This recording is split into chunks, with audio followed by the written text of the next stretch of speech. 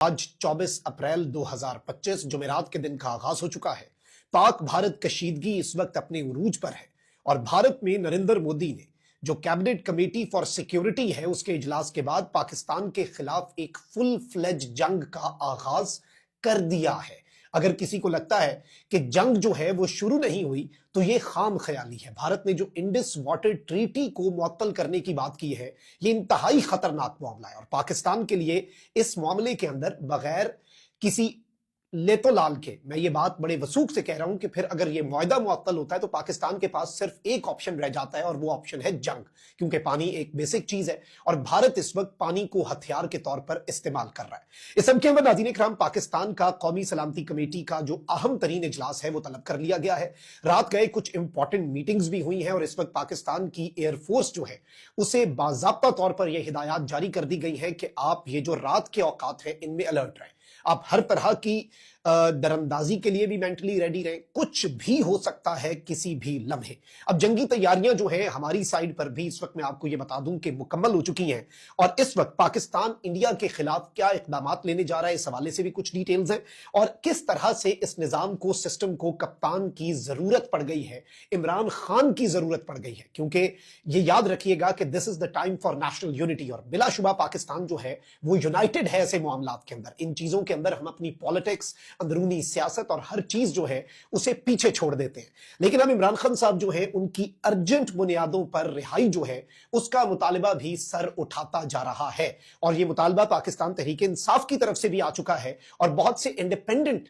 جو وائسز ہیں وہ بھی یہ بات کرنا شروع ہو چکے ہیں۔ سب سے پہلے تو ناظرین اکرام ایک کوئک ریکیپ، ایک منٹ کے اندر انڈیا کے اندر جو کچھ بھی ہوا پچھلے 36 گھنٹے میں اس کی اگر ہم ڈیولپمنٹس کو دیکھیں تو جو یہ اٹیک ہوا اس کے بعد نریندر مودی نے اپنا دورہ کٹ کیا اور پھر نریندر مودی بدھ کے دن سعودی عرب کا دورہ چھوڑ کے واپس آتا ہے اور اس کے بعد کیا ہوا جی، پھر ایک اجلاس ایئرپورٹ پہ ہوا، مختلف میٹنگز کی، اس کے بعد جو کیبنٹ کمیٹی آن سیکیورٹی ہے اس کے اندر کچھ فیصلے لیے گئے جس میں واگا اٹاری بارڈر بند کرنا، پاکستانیوں کے ویزاز کینسل کرنا اور جو پاکستانی بھارت کی سرزمین پہ موجود ہیں 48 گھنٹے میں انہیں ملک چھوڑنے کی ہدایت کرنا اور بھارتی شہریوں کو بھی کہنا کہ اگر آپ پاکستان سے واپس آنا چاہتے ہیں جو کہ آ جائیں تو بہتر ہے تو 1 مئی تک اٹاری بارڈر کے ذریعے بھی آپ آ سکتے ہیں۔ اس کے ساتھ ہی ساتھ پاکستانی ہائی کمیشن کے اندر جو ڈیفنس اٹیچی ہیں، پھر جو ایئر اور اس کے ساتھ ساتھ نیول اور آرمی کے اٹیچیز ہیں، ان سب کو بیسیکلی بھارت نے پرسونا نان گریٹا یعنی ناپسندیدہ شخصیت قرار دے کر ملک چھوڑنے کی ہدایت کر دی ہے 1 ہفتے کے اندر۔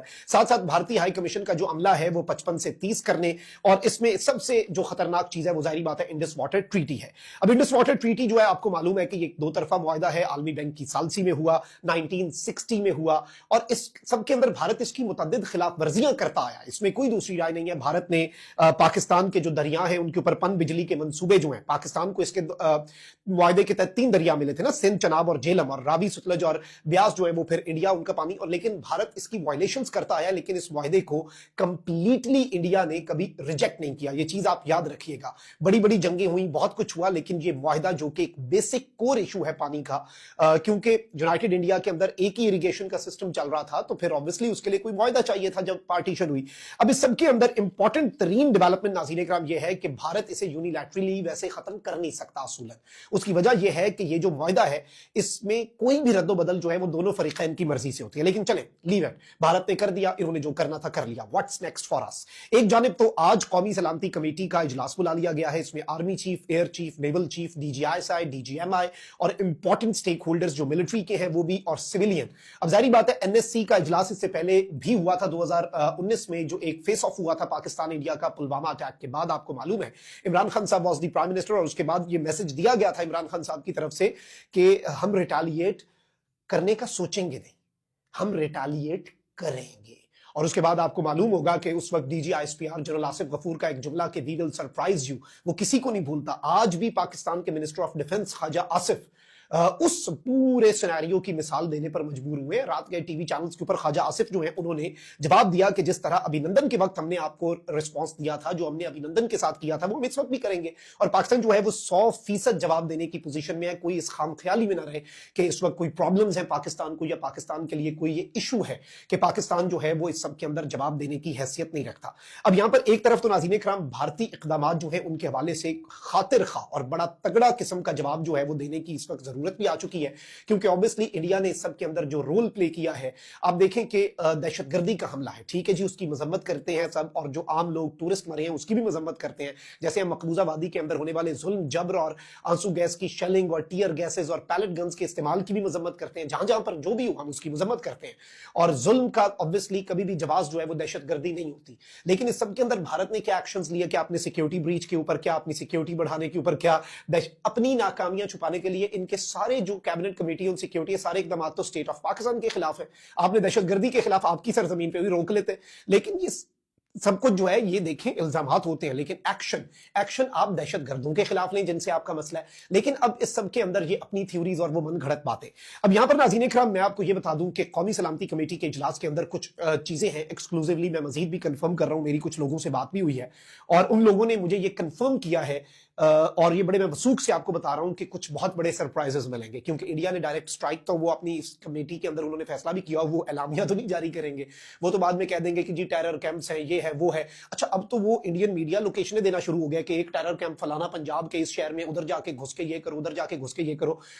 بالا کوٹ والی فرزیکل سٹرائک آپ کو یاد ہوگی, وہ سرجیکل نہیں فرزیکل سٹرائک تھی, جس میں ہمارے کچھ درخت جو ہیں وہ شہید ہوئے تھے, اور پھر ان درختوں کا بدلہ جو ہے وہ ابھینندن کے طیارے کے ذریعے لیا گیا, اور ابھینندن کا طیارہ کریش ہوا. یہ تاریخ کا سب سے مہنگا ترین چائے کا کپ تھا جو ابھینندن نے پیا, فینٹیسٹک چائے تو یاد ہی ہوگی. لیکن اب یہاں پر جو سچویشن ہے, اب بھارت کو اس کی زبان میں جواب دیا جائے گا. انڈیا نے جو کیا نا, تو آپ کو لگتا ہے کہ بھارت کے لوگ یہاں پہ رہ سکیں گے؟ وہ بھارت کو ویسے پہلے ہی پتا تھا, اس نے کہا ہم اپنا عملہ بھی کم کرنے لگے ہیں. اور بھائی ان کا ہائی کمشنر جو ہے وہ پہلے ہی ہم نکال چکے ہوئے ہیں بہت عرصہ پہلے, اور یہاں پہ چائلڈ افیئرز ان کا معاملات چلا رہا ہے. اب یہاں پر ایک طرف تو انہیں ان کی زبان میں جتنے جوابات ہیں وہ سارے دیے جائیں گے, اور انڈس واٹر ٹریٹی جو انہوں نے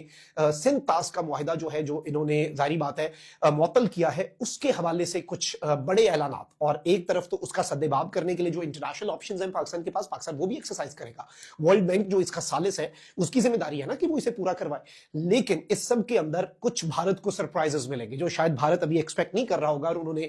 ہڑبڑاہٹ کے اندر یہ نہیں سوچا ہوگا کہ واٹ کین وی ڈو. اب یہاں پر ایک چیز میں آپ کو یہ بتا دوں کہ اس وقت نیشنل یونٹی تو ہے, اور ظاہری بات ہے ان معاملات کے اوپر نیشنل یونٹی ہوتی ہے, ہم اس چیز کے سے اختلاف نہیں کر سکتے, اور آج ہے بھی صحیح. لیکن obviously ایک پولیٹیکل یونٹی جو ہے نا اس کا میسج دینے کی ضرورت پڑ چکی ہے, اور یہ کیونکہ بھارت کا مسئلہ, یہ ہم نے ویسے اس سے پہلے بی ایل اے والے معاملے کے اوپر بھی اور جو جعفر ایکسپریس تھا اس پر بھی یہ بات سنی کہ خان صاحب کو آن بورڈ لیا جائے, اسی لیے تو وہ قومی سلامتی کمیٹی کی میٹنگ جو تھی پارلیمانی اس کے بائیکاٹ کیا تھا اپوزیشن جماعتوں نے, کیونکہ خان صاحب سے مشاورت نہیں کی گئی. اب تو بلکہ شہباز گل جو ہیں انہوں نے کہہ دیا ہے کہ جی قوم کو اتحاد کی ضرورت ہے, اور عمران خان جو ہے وہ اس وقت قومی یکجہتی نیشنل کنسنسس کی علامت ہے, اسی لیے یہ ایز اے پاکستانی ہم مطالبہ کر رہے ہیں پی ٹی آئی والے کہ عمران خان صاحب کو فوری طور پر رہا کیا جائے. چلے ٹھیک ہے, آپ نے رہا نہیں کرنا, ویسے تو پیرول پہ رہائی ہو سکتی ہے, آپ کم از کم ان سے مشاورت کر کے ایک فیصلہ کریں, اور اس میں کسی کو کوئی دوسری رائے نہیں ہونی چاہیے کہ خان صاحب اس سب کے اوپر کیا موقف رکھیں گے. یہ آپ مجھ سے بہتر جانتے ہیں, کیونکہ عمران خان کے لیے سیاسی مفاد بہت چھوٹی چیز ہے. جب ملکی مفاد کی بات آتی ہے تو کپتان ملکی مفاد کو مقدم رکھتا ہے,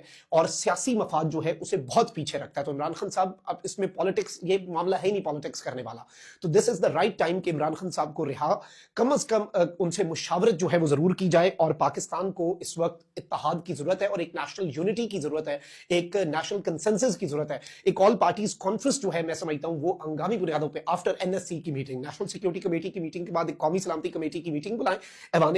اس کے بعد آپ آل پارٹیز کانفرنس بلائیں, ایوان صدر میں بلائیں, عمران خان اس کے اندر ہو, شاہ محمود قریشی اس کے اندر ہو, تمام جماعتوں کے لوگ اس کے اندر ہو, اور بغیر کسی سیاست کے, سیاست پہ ایک منٹ بات نہ ہو لیکن ایک میسج جائے. یہ اس وقت ضرورت جو ہے اس کا